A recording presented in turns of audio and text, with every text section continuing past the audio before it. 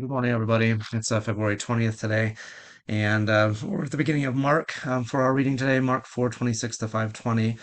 At the beginning of this little section, it is talking about the kingdom of God, and Jesus is talking in parables, just as he has done at the end of yesterday's part as well, to the people and explaining them later on to his disciples in private. And these two little parables at the very beginning here are pretty simple, maybe deceptively simple on the face of it. He's talking about the growing of that kingdom.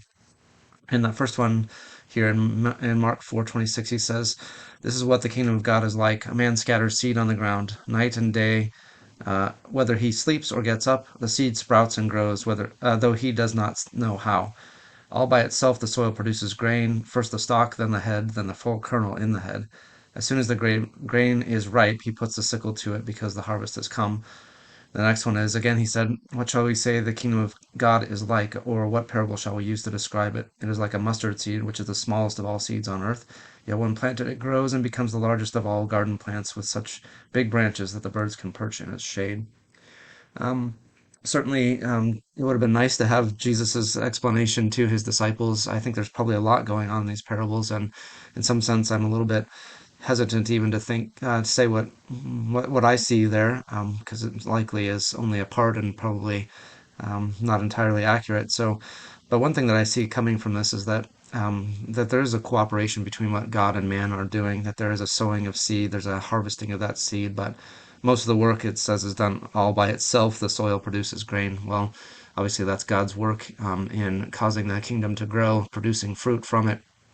Although we can participate by sowing and reaping, we don't get to really have the vital part of making that plant grow. It seems almost miraculous that you can throw a seed in the ground, let it be watered, and then it produces what it does from there. So that big part of what happens is really God's work.